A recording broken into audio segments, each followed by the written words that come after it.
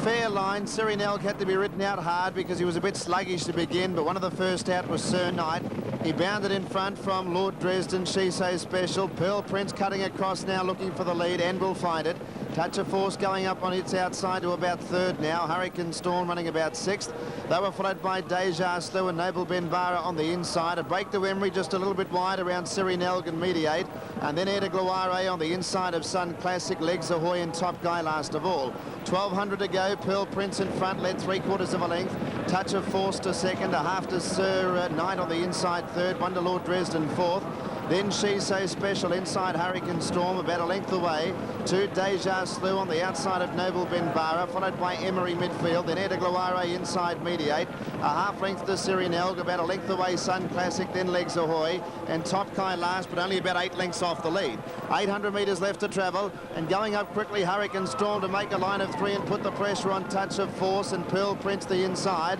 A length and a half to Lord Dresden fourth on the outside of Sir Knight. Then Deja Slew. He improves his position to sixth before the turn. She So Special next, and then came Mediate, still running on from Emery, and well back in the field Noble Benbara, Sirinelg, Sun Classic, Legs Ahoy under the whip, and last was Top Guy straightening up with the 450, and it's Pearl Prince joined and headed by Touch of Force and Hurricane Storm drawing at them now. Length away Sir Knight, Lord Dresden, and Deja Slew running on. Hurricane Storm goes to Touch of Force. Here's Sir Knight, and then came Pearl Prince, Deja Slew. It's Hurricane Storm about a half a length in front of Sir Knight and Touch of Force. Hurricane Storm, this has been a great run. He's holding Sir Knight, and Hurricane Storm is going to win. Hurricane Storm beats Sir Knight, Touch of Force and She So Special. Then Deja Slew, Lord Dresden, Emery. Mediate never really got warm from Sirinelg and Pearl Prince, Noble Benbara, Sun Classic, Top Guy. Then Legs Ahoy and Air de Gloire at the tail of the field. Well, Dan, generally a horse that's got 58 and a half, you go up and sit 3 deep on them. You expect them to weaken, but I don't know, that boy's just got magic hands and horses just keep finding for him. Gee, he went a fair way from home, it looked like, to make his move, Gary. Probably the 800 to stride up 3 wide and join the leaders, and he held them pretty comfortably in the last 200. Oh, yes, I think he's a very good horse, and looking at him before the race, I thought the run would most probably do him good, so he could most probably go on. He might be a force in the Sandown Cup, one of those good races later on. Simon Marshall gave Sir Knight every possible chance. Yes, a beautiful ride. He had him in the box seat all the way. And as I say, like, this was an incredible run. You know, he's a beautiful horse, great striding horse, and well, Damien's such a great jockey. After the photo for third, number 7 gets a Touch of Force, Mick Dittman.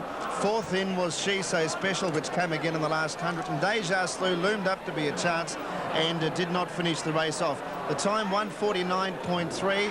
Anything else in the race? Emery didn't do a lot, nor did Mediate for that matter. No, Emery didn't have a lot of luck, but here's Hurricane Storm. Just he'd been in front 3 wide from about the 800, and he just kept kicking on very well here. It's a double to Damien Oliver and for Peter Hayes, which should be a big day, and it won't necessarily end there yet, Pete. Yeah, it may not be the end, Dan. About 3:23 we might be talking to Peter. I'm sure he'd be very pleased if we are, but you'll be pleased nonetheless with that horse's performance. Yes, he's always shown lots of ability. He ran second in the South Australian Ledger, South Australian Derby, fourth in the Ledger here. His big problem is, at the moment, we've just got to get him settling a bit better. You can see he settled for about 3 parts of the race then, and then he just pulled too hard, and Damien had to let him stride on. But he's got a lot of ability. Isn't it nice to have a bloke on their back who shows a bit of initiative? And when he couldn't hold him, he thought, well, there's no point in being wide and pulling. You may as well get up near the lead. Exactly. Yeah, it was a very nice ride, yeah. Nice to see those colours salute twice on Melbourne Cup Day. Excellent, excellent. I was mentioning to David before, it's 10 years since the Royal Blue with the epaulet saluted on at Lake, so that might be a bit of an omen with this to Dad. Well, he's in the race with a nice chance, and if he gets a good run, I think he'll run very well. Peter, well done. Thank you. Peter Hayes, the winning trainer with Hurricane Storm in race 5. Numbers there, 2, 5, 7. Sir Knight had a beautiful run, given the run of the race by Simon Marshall second. Touch of Force, Mick Dittman in third placing. And fourth home there was number 10, She So Special. The Kiwi ran a nice race. And fifth was number 9, and that was Deja Slew. He had a pretty good run in the race, Deja Slew, but just couldn't accelerate when the pressure was on. Let's go out to Johnny Letts now, and he's talking to that man again, Damien Oliver. Yeah, Damien, Hurricane Sky went up 3 deep about the 900. Yeah, they were walking, John, and he was pulling quite hard, so I elected to let him stride forward. He's a horse that has got a ton of ability, but I mean, you've worked him out today, and you've let him stride up there, and 9 times out of 10 at Flemington, this is suicidal, isn't it? Yeah, it wasn't one of my prettiest rides, I suppose, but... How did you feel when you had to go up 3 deep? I mean, the horse, he's got pacifiers on the settle in, but he still fires up. Yeah, I wasn't too worried until the other two went with me, because I was going to let him bowl to the front, and then the other two went with me and just made me work a bit hard. I was a bit worried, but once I had the two inside me beating, the horse was still going well. I knew it was going to be a good chance. He got to the line good, didn't he? He did. He was holding him on the line. Yeah, 1800 today. I mean, he's the sort of horse that when he really does settle, he's going to be a nice 2400 metre horse. Yeah, he'll stay all day, John. Yeah, congratulations, mate. Thanks. See you in about an hour, we hope. Damien Oliver with 2 wins so far. Will it be 3 later on with Doremus in the Melbourne Cup? This young man who has taken all before him in the riding ranks, and of course 12 months ago was his great day when he won aboard Doremus. And there again is Robert Sangster talking to the Hayes brothers, David and Peter. I haven't actually seen Colin around, but what a result that would be for Peter Hayes if he was to win the Melbourne Cup this afternoon, because Colin Hayes has had a winner, David Hayes has had a winner with Jeune, of course, back 2 years ago in '94. And can Peter Hayes do it with Istedad, who is an interesting horse, Jen, because Peter has said that he reckons he's 70 or 80 kilos overweight. Yes, that does make it interesting. But have a look at this. Here's Damien Oliver. He's got so many fans, not just here but overseas as well. And he's just such a great champion jockey. And as you said, Pete, the horse was pulling hard. Damien did take that initiative, took him up to the lead. And that's something Damien's also learned overseas, because the pace of races is a lot different in certain parts of the world. Mightn't have been a pretty ride, but it was a pretty smart ride by Damien Oliver with Hurricane Storm. And as they come back to scale, the natives are getting restless down here at the mounting yard, but they're all enjoying themselves, and so is that young man in Damien Oliver. It's Jeff Kennett up there that they're all yelling out to. Yes, the Premier has just emerged from the committee room, and even Damien Oliver's taking a look up to see what's going on. But the numbers after race number 5, this is part of Melbourne Cup Day. Everyone's having fun. 2, 5 and 7. Hurricane Storm first, Sir Knight second, and Touch of Force third. As Damien Oliver dismounts, he'll be up on the scales very shortly. We'll be back with the correct weight signal, hopefully the Tate dividends, and a look ahead to the next event as the Melbourne Cup draws closer. Race 6 coming up, the Great Western at 2:25.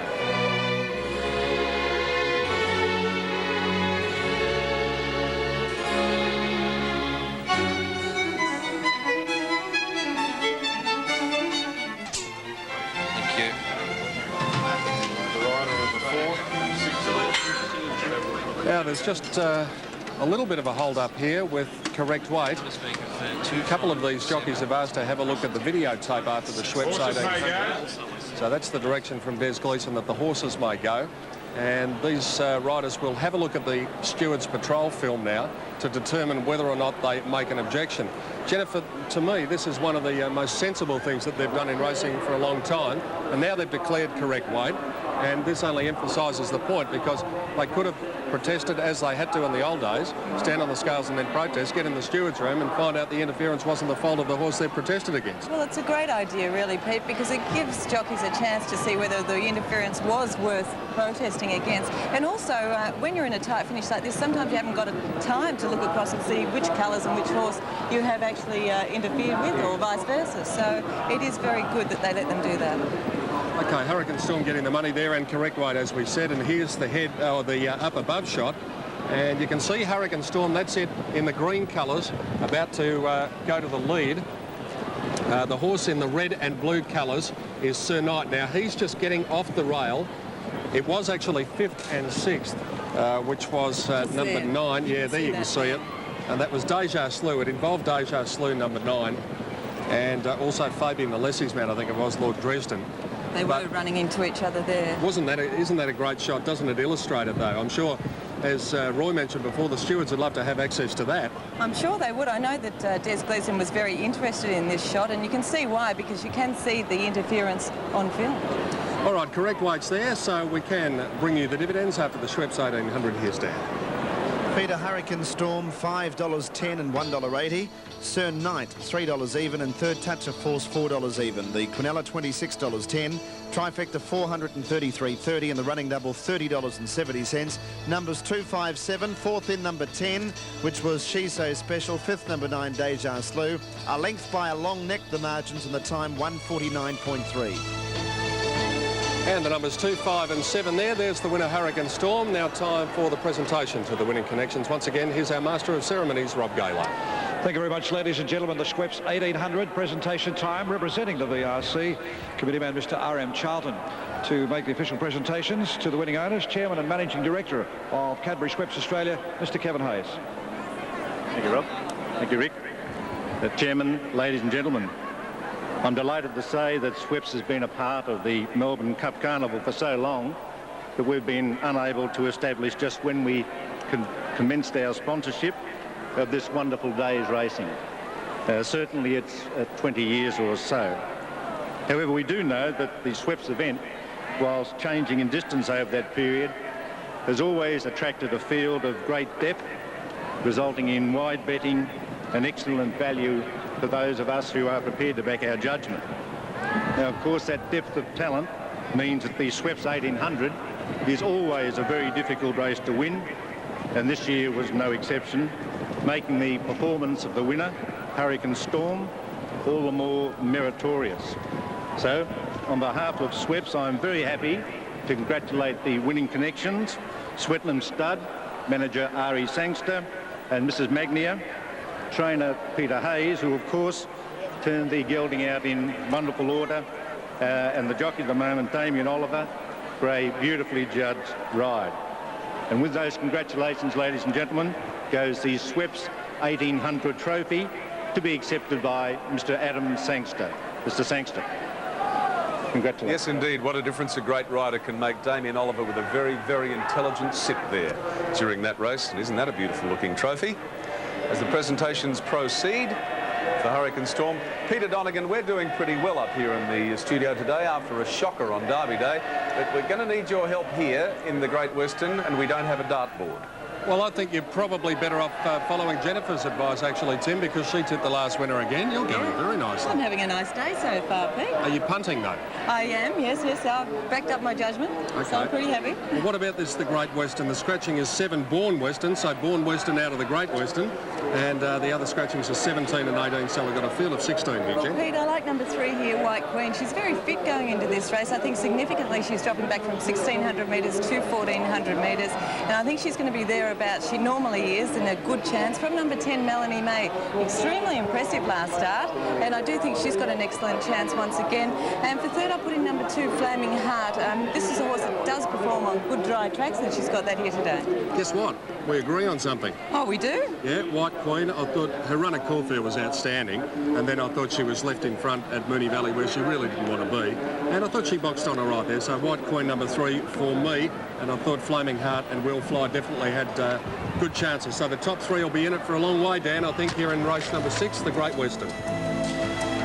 They're 3 of the main fancies too, Pete, as you pointed out. Will Fly $6.10, $7.90 Flaming Heart, $5.40 for White Queen, $8.30 for Above the Crowd, number 6. Down to Melanie May, number 10, $8.10. The same price for Charite, number 13, one of 2 that's trained by Peter Hayes. Maro Chant at 23. And 28 and 37 for Little Miss Echo, Alfred's Jewel. And I can tell you number 19, Zdenka, has opened up in excess of $200 for the win and about the $80 mark for the place. So White Queen, who is a grey, as the name suggests she might be, is the popular one for race 6. Thank you, Dan, and that's the one before the Melbourne Cup. Traditionally, the Great Western precedes the great race, the Foster's Melbourne Cup, and 2 good drops they are as we look at down from up above from the Whitman's Lightship into the birdcage area, not far away from where Tim is sitting at the moment. And Tim, as I come back to you, I can tell you the singing syrup is starting to take effect because they are singing football club theme songs down here near the mounting yard. Oh, it's got to that, has it? Yes, it has. OK, well, it'll only get worse between now and 5 o'clock. And there will be a lot more than drops of Great Western and Foster's going down this afternoon, I can assure you. But listen, why not? It's Melbourne Cup Day 1996. Sandra Sully at the 10 Marquee has one of the great singer-songwriter performers of Australia, Christine Anu, with her. Yes, Tim, a young woman who's literally exploded onto the Australian music scene and had the most extraordinary week. You sang for the Princess of Wales earlier in the week, and then today for the Melbourne Cup. Welcome. Thank you. It's good to be here. A big day ahead. You're going to be singing Waltzing Matilda just before the Cup race. A little bit nervous? Yes, I'm really nervous, which is why I'm kind of like unfocused and not really here. But yeah, I'm very nervous about that. It's my first Melbourne Cup. I brought my son along to enjoy it with me. Now, it's he's how old? 5 months, 6 months? 5 months, yeah, and this will be not only my first Melbourne Cup, but Quiyam's first Melbourne Cup. And he comes to Melbourne Cup before he has his first Christmas, so that's pretty exciting. Now, you just finished a stage show. What's next for you, Christine? I mean, which one rave reviews, I might add? Yeah, no, it was really great working with David Atkins in Little Shop of Horrors. That was fantastic. I'm just really looking forward to getting the songs out for the next album because there's, like, pressure. Well, look, best of luck. We hope the album goes well, but more importantly, we hope today goes well and that you really enjoy it. I know the rest of Australia is anxious to hear you sing, so we'll let you go. I know you want to go and prepare and rehearse. Best of luck today and happy punting. Just a quick tip before you go. Damien Ondoremus. You loved him last year and you love him again this year. Yeah, he's a fighter. All right, Christine, best of luck and happy punting, and we're anxious to hear you sing. Thanks, bye. Thanks, Christine. Back to you, Tim. Sandra, thank you. Damien's having a fabulous day already. Damien and Doremus, Christine, you could well be right. I'm looking forward to hearing her sing Waltzing Matilda 2. We'll take a break. The Great Western at 2:25 is the next. Then the mighty race, the Melbourne Cup.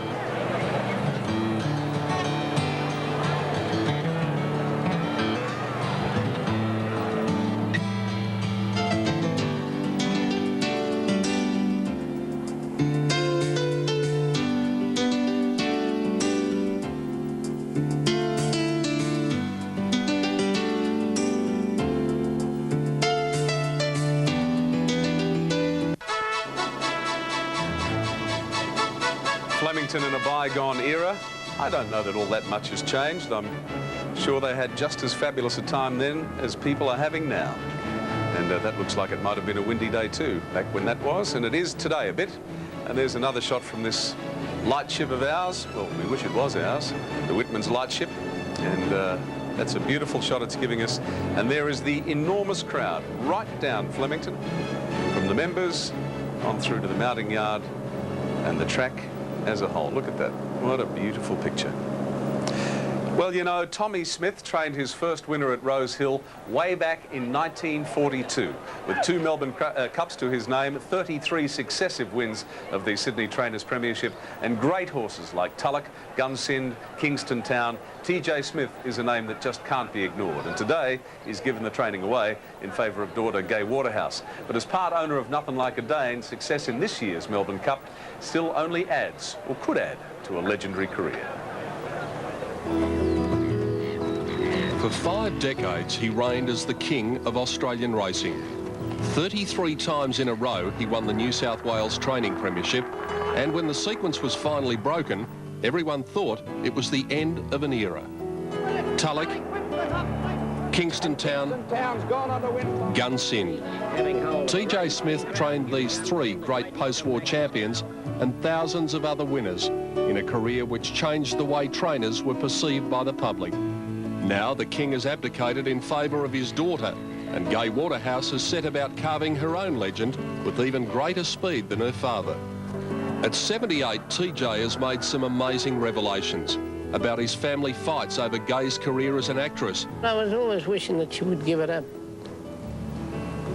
I thought she was too brilliant to be there trying to be an actress. About how TJ thought the decision to send Kingston Town to the United States as a 9-year-old was cruel. But most of all, about how the long-accepted version of Tulloch scratching from the 1957 Melbourne Cup was a myth. It's always been said that Smith had wanted to start Tulloch in the Cup, but was overruled by the 3-year-old's owner, Mr. Ern Haley. Now TJ has claimed that Haley played no part in the decision-making process. Because I had full control of him. Haley never said a word to me any time through his life. What I'd run him in, who I'd put on him, he never opened his mouth. TJ now claims that so many people had nagged him about the weight Tulloch was being forced to carry as a youngster in the Cup, coupled with the fact that he had not backed the champion to win both Cups with doubles bookies, and that led him to making the sensational decision to scratch Tulloch himself. I went into town and I was at Tattersall Club, and I used to have a friend, we used to have a few drinks together, Tom Clune. He said, Tom, no 3-year-old can carry a 10-pound penalty and win. And I had my car parked down near the AJC office, and I thought, damn it, I'll go and scratch him. And I scratched him. When on the way home, old Haley was in a place at the King's Cross. I drove him and I said, well, you haven't got a way up to scratch a kid out of the Melbourne Cup, and he cried. It's a startling revelation and one which rewrites turf history. But then again, TJ has been rewriting history ever since Braga gave him his first winner. 54 years on, and he's still doing it. I saw him at breakfast this morning and he's still looking pretty hale and hearty and still got an opinion on just about everything, has TJ Smith. And some of the footage used in that story comes from a very revealing video called Gay and TJ. The legend continues. And if you want to see more of that, then the video is available from All States Productions, and you can give them a call on 1-800-630-136, or available from selected stores as well. Well, now the obvious link between Oscar Schindler, the horse, and Schindler's Ark, the writer, is sitting right next to me, one of Australia's finest ever, Tom Keneally. How are you? How are you? I'm surprised to be at the Cup. Now, tell me this story about the Keneallys in the Melbourne Cup, because there's been a big gap. Been a big gap. The last time a Keneally attended the Melbourne Cup was my father, who's now 88. He was on his way to World War II, and they let all the diggers in for nothing. And I don't think he came wearing a giggle suit. I'm sure like he didn't. No. And since then, we've devoted our lives, as you know, to rugby league. Of course, yeah, you love your rugby league. Now, you've been out to see Oscar Schindler, the horse. Yes. Were you impressed? Yes, I was impressed. I mean, if it were a beauty contest, he would certainly win right now. But what I was interested is that the veteran turf journalists like Les Carley and so on were also knocked out by him. I mean, they were like boys who discovered first love. And they've been writing about him in those terms, and which makes me a bit nervous. The other great experience, however, is meeting Prendergast, Mrs. Prendergast, and the owner, Lahane, who are all outrageous characters. And they are totally unpretentious. Mrs. Lahane said the night before the Ledger in Ireland, she had the party because if she'd lost, she wouldn't have been able to afford the party. If she won, if Oscar won the next day, she could afford a party the next day anyhow, so she had it the night before. And this unpretentiousness, this lateral thinking, might just serve to get Oscar up. He's certainly beautiful. A final and very quick question. Are you going to back him? Oh, certainly I'm going to back him, but there's another Irish horse there too who might surprise us. All right. Tom Keneally, thanks for coming to see us. Thank you. It's always a pleasure to see you. Tom Keneally joining me, Peter Donegan. Let me join you. They're ready for race 6. Yes, Tom was an interested onlooker at Sandown yesterday, Tim, when Oscar Schindler completed his final gallop. And we'll be talking more about him later on. But here in race 6, Jen, the rider for number 14, Marachad, as we mentioned, Noel Harris replacing Glenn Boss. And let's have a look through your hair looks different. Yes, the man's been madly trying to work on it with a bit of wind blowing around. It's very nice, though. Thank you. Will Fly number 1 here in race 6, the Great Western. It wouldn't be the Melbourne Cup Carnival if we didn't talk about your hair. If I didn't have a hair problem, you're not wrong. What about Will Fly? Okay, well, Will Fly, she didn't have much luck at Caulfield 2 starts ago when she didn't get a crack at them there, but I thought she had every chance at Flemington. The track was probably a bit wet for her on that occasion. She's a very handy type of mare, and she won't disgrace herself here. One horse that will definitely give you a good sight is this 3-year-old filly, Flaming Heart. She's very honest. Damien Oliver is the rider, but the barrier's not going to be too much help at the 1400, Jen. No, that's the major concern here with her barrier 15. She's an honest filly. Her effort at Moonee Valley was quite good. She battled on strongly towards the line. Solid win at Caulfield the start prior to that.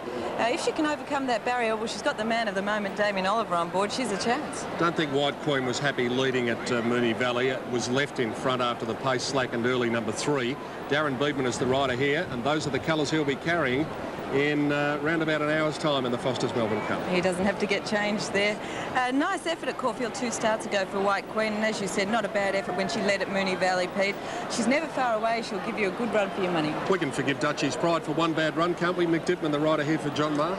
Yes, she can definitely improve. I thought her preparation so far this season has been a little bit disappointing, but she didn't really get a clear at Caulfield at her last start, so there was an excuse for her there. John Maher stable, she can improve. And the same applies Flies for Zumbido finished down the track at its last start behind Flaming Heart. Prior to that, had pretty good form. Yes, I think she's the likely leader in this race, and I wouldn't be surprised to see her run a bit of a race here at nice odds. Number 6 is Above the Crowd, round about the $8 mark on the opening tote. Brett Preble takes the ride here. Another one of John Mars. Well, 1,100 metres for her was her first up run, and that was a bit on the short side for her. And then, of course, she came out and won at Flemington at her next start. Gets in very nicely weighted with 51.5, but this is a bit tougher for her here, so a place chance for her. Another one of Johnny Hawkes here. Number 10, Melanie May, was up on her toes in the mounting yard, and she's trained at Warwick Farm. Darren Gauci, of course, combines with John Hawkes, as he so often does, and an impressive winner last start at Warwick Farm. Yes, I go back to her first run ever, Pete, and it was a very good effort when she ran home strongly behind the very smart, assertive lass. I think she comes into this race with a good chance. Her impressive win at Warwick Farm suggests that she is improving all the time, and she's a very, very good chance in the race. And I know you give a bit of a hope to number 14, Marachant, trained by Leon Corstens here at Flemington, and Noel Harris, the replacement rider. I do, Pete. She's at very good odds too if you're taking trifectas. I thought she had every chance at Cranbourne. Then at Bendigo, she sat wide at the tail of the field, and she wasn't given that much chance there. She's a definite value chance in the race. What's your trifecta, Jennifer? Well, I'm going for number 3, White Queen, to win from number 10, Melanie May, and 2, Flaming Heart. Here's the map, and White Queen is also my selection. Starting at the 1400, they need to get a posse quickly here. White Queen has drawn gate number 13, so she'll need to be coming across. So it's White Queen from Jen and myself, Above the Crowd from Johnny Letts, and Flaming Heart from Richard Friedman. Candidates on their way to the stalls. We're warming up. This is the preliminary for the big one. It's the Great Western, a listed race over 1400. Back to Flemington after this break.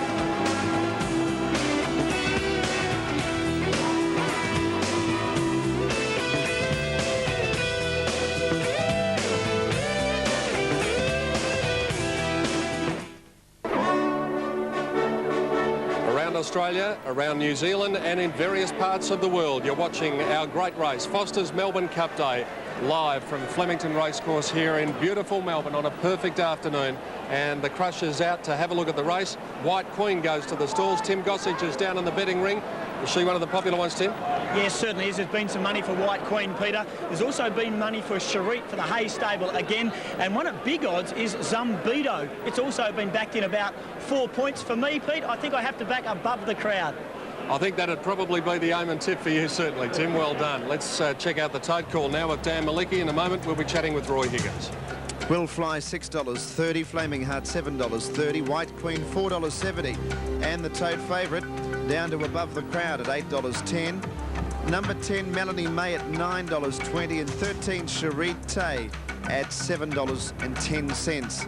A couple of outsiders over the page, including Alfred's Jewel, who wears colours that Light Fingers made famous, white to the royal blue spots and cap. Let's have a look at the cup. Light Fingers was a former Melbourne Cup winner, ridden by Roy Higgins, and Doremus at $8.70, Oscar Schindler $6.90, Saintly just favourite $6.80, Nothing Like a Dane $7.70, Sapio $55, one of the outsiders, but certainly in with a chance. The Phantom Chance at $50, Boart $51, ran 6th in this race last year. Super Slew $87, starts from the outside gate. Others, Chevy at $79, Alcove $80, Skybow $86, Sandico at $110. And they're the win and place pools down the bottom for the Melbourne Cup at $3.20. First of all, we've got to get through the Great Western, Pete. Yes, Dan, and just before we go to Roy Higgins, who's no doubt looking at those white with the blue spots, very quickly, Tim Gossage, you've got some cup news for us. Peter, they have come in the last half hour for Oscar Schindler, and there's an enormous tip in the ring for Doremus. That's the latest on the Melbourne Cup. Roy Higgins, you had a look at those colours going to the stalls, white, royal blue spots. You'd have memories of that day 31 years ago. 31 years ago, Little Light Fingers, 1965, and then the following year, with 57 kilos, a 5-year-old mare with 57 kilos. She saddled up, backed up, and ran into a horse called Galilee. Yeah. Did he give her a bit of a kick? But she was a super mare.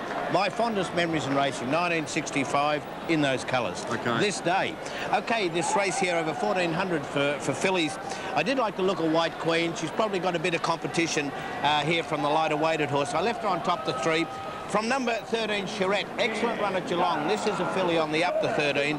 10, Melanie Way, and 2, Flaming Heart. 3, 13, 10, and 2 for race 6 here at Flemington. Is it true, Roy, you've only got one photo of you riding in your living room and it's still Light Fingers? That's it. Yeah, 31 years ago, Fond memories. The Melbourne Cup. Fond memories. And those colours going around for Omen Punties. on Alfred's Duel here, number 16. Darren Beadman rides White Queen here. Before the race, we caught up with him and got his opinion of the mare.